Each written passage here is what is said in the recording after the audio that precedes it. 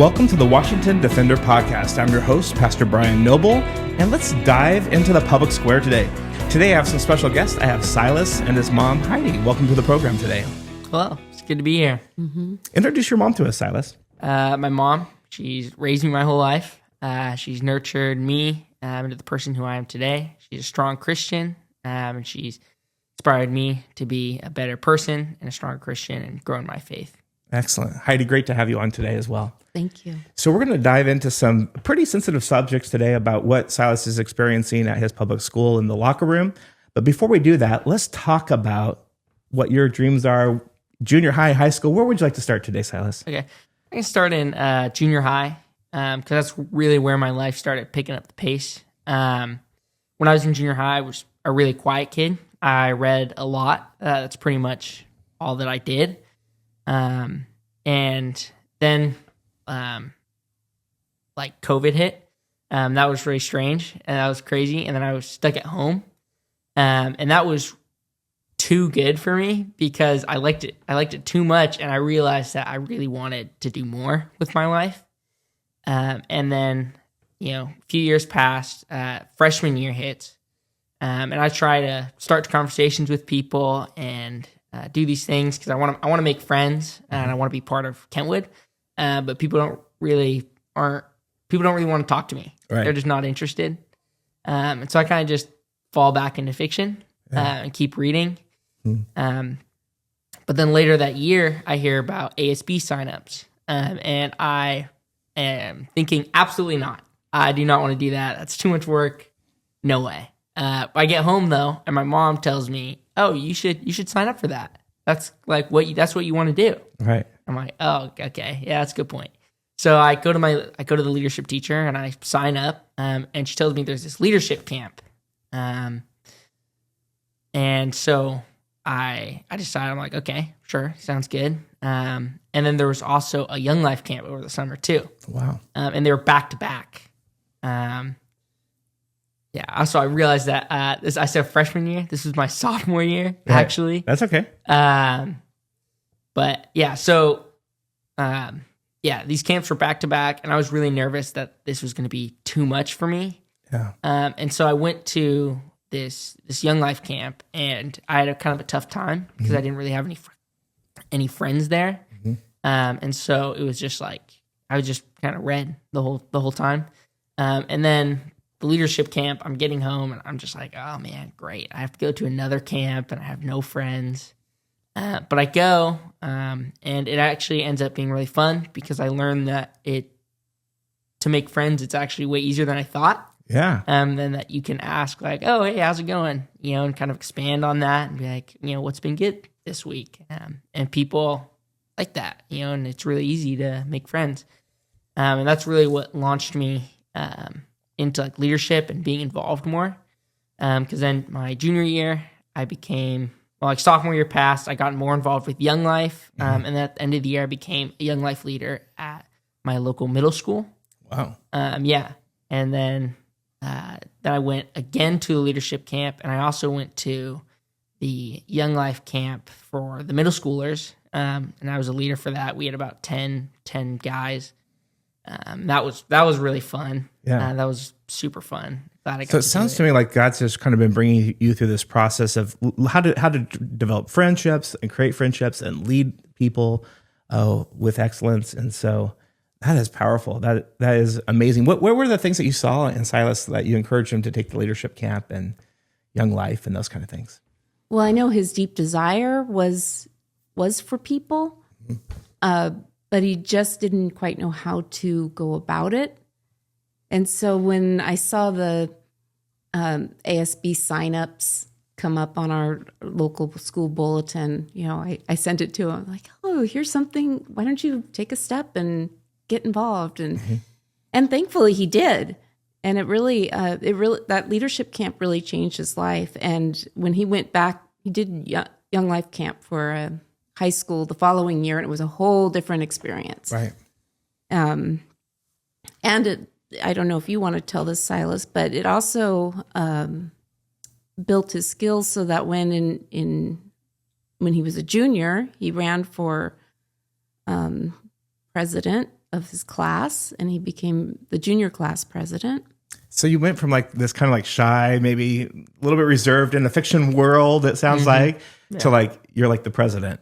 Yeah. Yeah. So tell us, how did that, I mean, did that build confidence? What did that do inside of you when you took that step? Well, it felt really good because I felt like I was starting to go somewhere. Because like during COVID and stuff, I just felt stuck. Like I was just not going anywhere. And I really felt that this was the way God was calling me. He was calling me to get involved in leadership and get involved in my school. Wow. And so, yeah, that was just... It's kind of like in the Bible where God just raises up leadership to, to be a leader of his people. Like you in one essence, you're leading your peers and you're just giving that type of an example. What type of example do you think Silas has for his peers? Or go ahead if you were going to go a different direction. Well, that segues in what I was thinking about saying was when Silas was at the first leadership camp he went to, he found out that Kentwood was known as Kentweed. They were known for basically being stoners and. Right.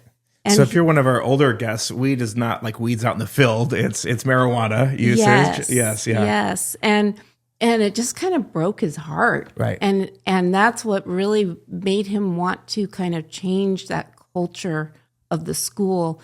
His heart is to instill value into the students at the school. Value for each other, but value for themselves as well.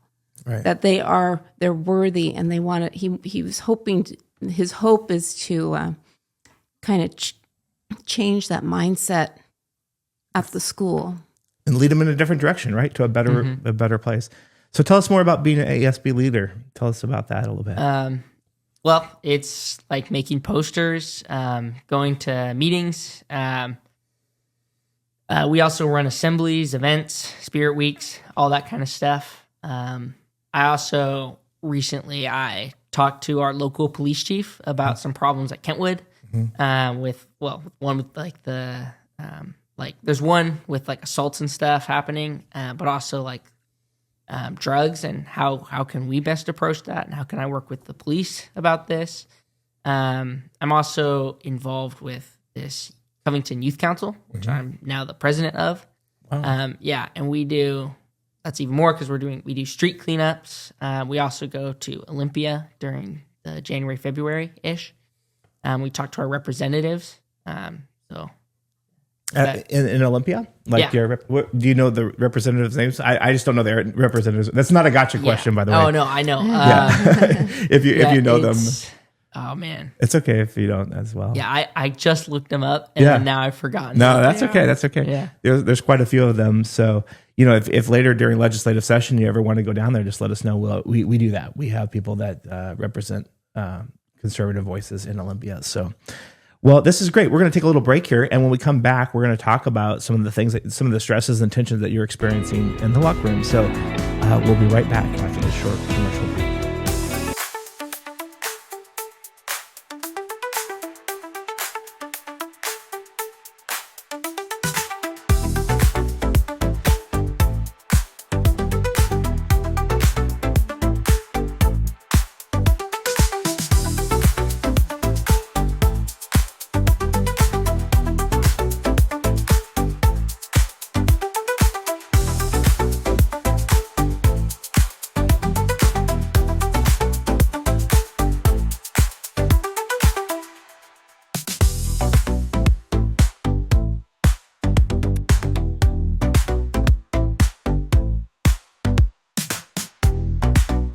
All right. Well, thank you for joining us again. We're talking to Silas and Heidi today, and Silas was just telling us about how he's ASB president and how he's the leader of the school and how he went from being almost shy to where he's stepping out and saying, "Hey, let's have Spirit Week and let's do the things that we need to do in public school." So, Silas, tell us a little bit about what some of the tensions you're experiencing in your school at this point. Yeah. Well, to get specific with locker rooms. So I joined this thing called JRTC at my school. We do this physical training once a week. Yeah. In the morning, this was last year. We do this, and I changed in the locker room, and there are these two girls that would change in the locker room too, which I thought was strange, to say the least. Right. And I had talked to the person leading the JRTC, and he talked to them about it, and he got in a little bit of trouble for doing that because he's not supposed to. Okay. And then I went to our vice principal to talk to them about it. And that was a very interesting conversation because she tried to twist my words. At one point she asked me, I said, I don't think it's appropriate to have like females changing in the male locker room. She asked me if I don't like people who look different than me, which felt really manipulative. And she really tried to say things that I was like, no, that's not what I said. Like I didn't say that. So that conversation didn't go anywhere. Very well. Yeah. So just make sure I'm hearing you correctly. So we have biologically female people, right? Yeah. Women. Yep. And they're changing their clothes where biological males are changing their clothes as well. That's correct. And it sounds like you tried to handle it by going to your leadership that was directly. Was this a staff member that you originally went to that dressed them, or was that another fellow student? I went to a staff member. A staff member. And then I'm assuming it was a he. Yes. Went and talked to these two young ladies about changing there. Why were the ladies changing in there? Were they anything in particular? They were trans. They were trans men, I guess. Right. And they just changed in there.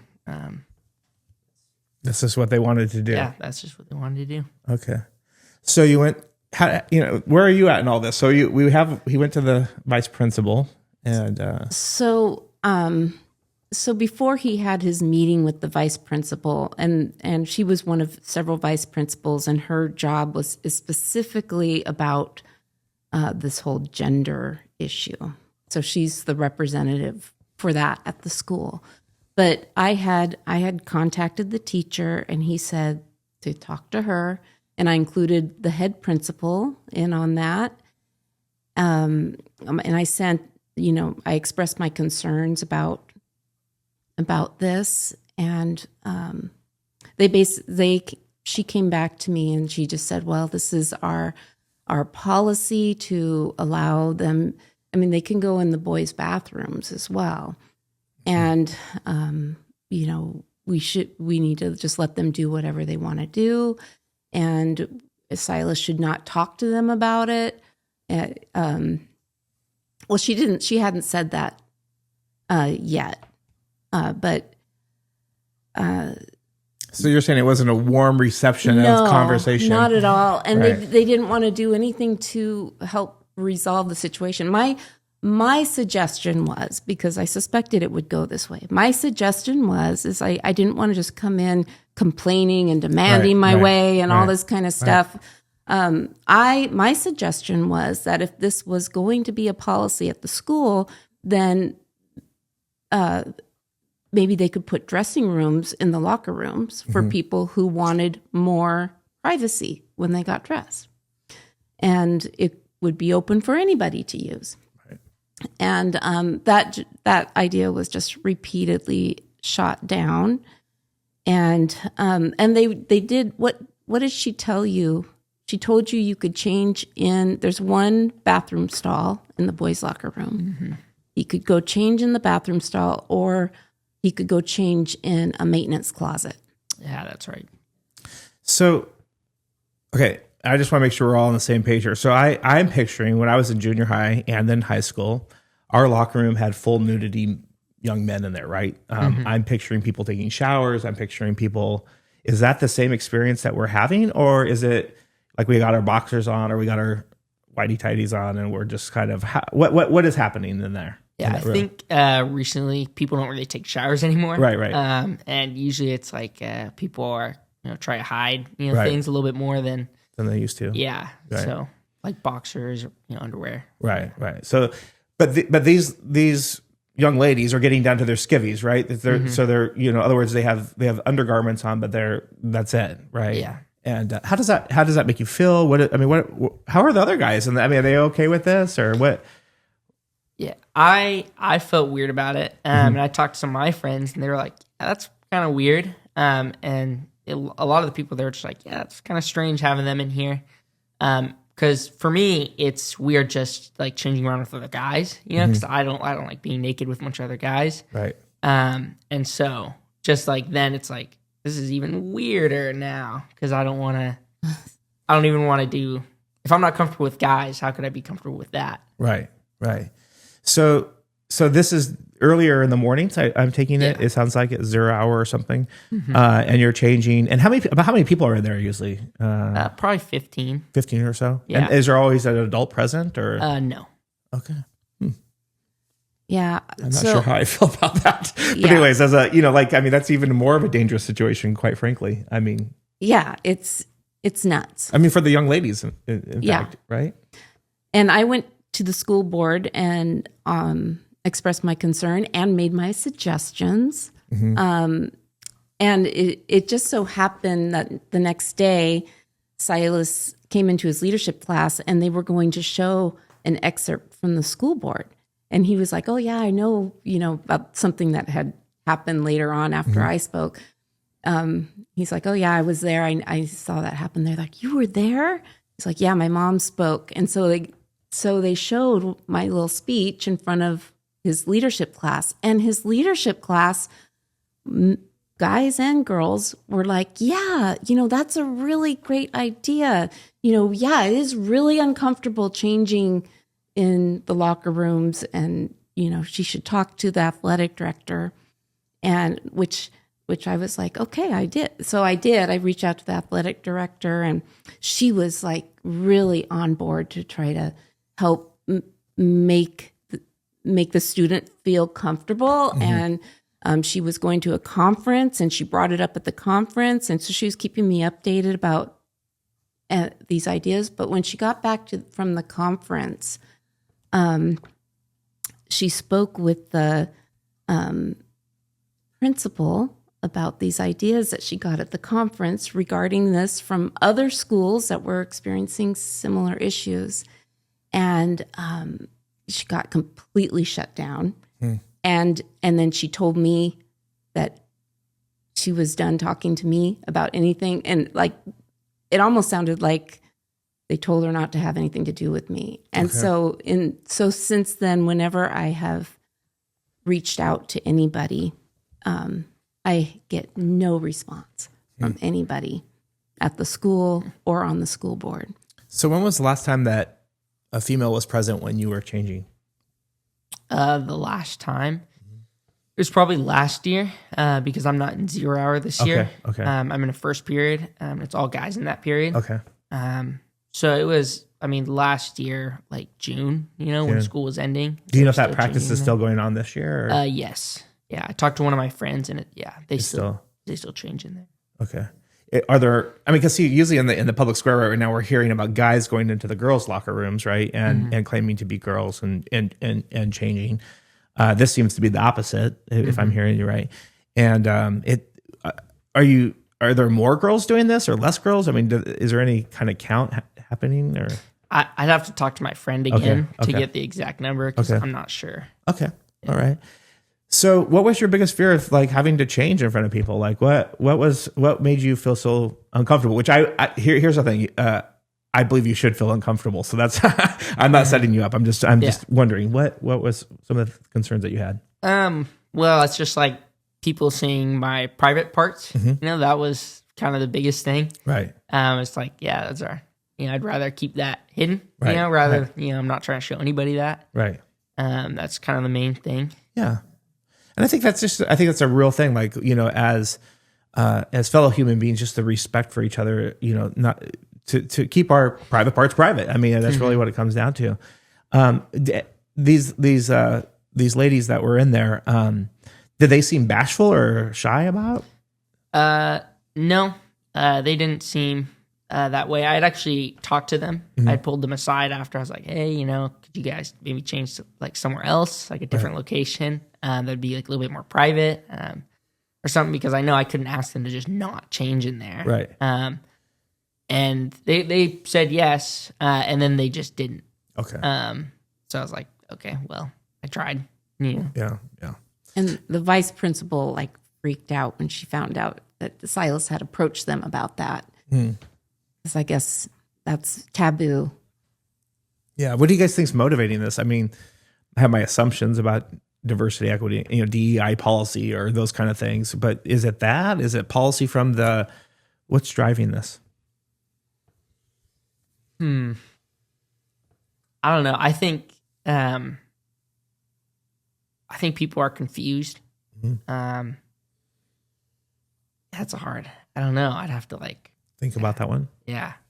Well, the Biden final rule with the Title IX change, right? It didn't pass federally, but Washington decided to adopt it anyway, and which, from what I'm understanding, is they strongly push or maybe mandatory make the schools do that in order to get their funding. Okay. So there is, and apparently that's illegal, technically illegal to do, but that's from what I understand. Okay. It's part of the administrative states regulations. It sounds like that they're putting in through those school board meetings,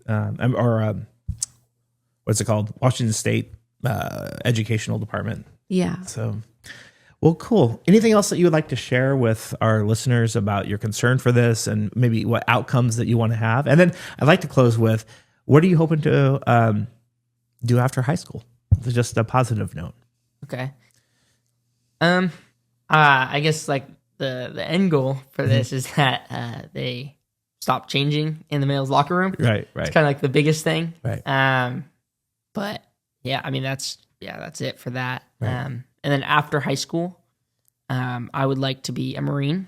Okay. I'm trying to do ROTC so I can be a Marine officer. And then just go to college and then Marine Corps. Yeah. Do you know what you want to do in college? Or have you decided? I want to do mechanical engineering. Oh, wow. And be a pilot. Yeah. That's what I'd like to do. That's great. You got good eyesight? Yeah, okay, I do. Very good eyesight. Yeah. So when I was growing up, I had pop bottle glasses. So I've actually had cataract surgery. So I have refractive lens implants and glasses now. Oh, so wow. yeah. Wow. So it's really, that's important to have good eyesight if you're going to be a pilot. Oh, yeah. Well, good. Anything else you'd like to say as we close, or Mom, that you want to say, or? I think our heart for our community is what I was expressing about Silas. Is we want to encourage people to value each other, but also to have value for themselves. And I think having the school hone in on insecurities that students have about their bodies changing and things like that can have a real detrimental effect over the long term. And I know for myself, when I was that age, puberty blockers, or I used to dream about wishing my body would stop changing. I didn't want anyone to look at me. And if puberty blockers had been a thing back then, I probably would have been on board for that, because I hated the thought of growing up. In fact, I have this, I did this when I was 15. So I'd always remember how it felt to be that age. But going through that time prepares us for adulthood. Right. It's like carrying a bag of rice that is heavy. It's heavy, and then you have to carry it along. But then sometime down the road, that bag of rice is a provision for your family. It's a blessing. You guys can eat it and share it with people. That's right. And that's the way we are in our bodies.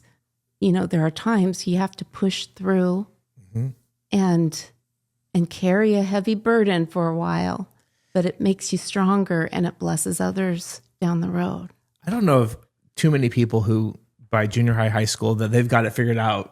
We're all uncomfortable with our own bodies at that point. I was like 70 pounds when I was in high school. I mean, obviously I'm not that anymore, but we're all insecure about it. There may be parts that, like, our nose is too big, or our ears are big, or our head hasn't filled out. And so we can have a lot of things. And then you add in all the hormones that our body changes, how God created us. And it can be a really confusing time. And so this is what I'm hearing you guys say. We love people. I'm hearing you say that there's nothing that these girls have done that couldn't have been done in a more private place, and that would have caused respect for them and respect for the young men that were in that locker room. And so I commend you for that, for taking a stand and letting people know, like, this is actually happening. Yeah. And, there's, I hope for those young ladies who are experiencing that, whether they're doing that for attention or they're really struggling with their body or whatever, my hope is that they will find peace. Yes. And my hope is that as a Christian, through Jesus Christ, ultimately, so that they can be comfortable in their own skin. Yes. Is my hope. So. Yeah. So, any closing remarks, and then we'll. No, I have nothing to add. My mom got it all. Awesome.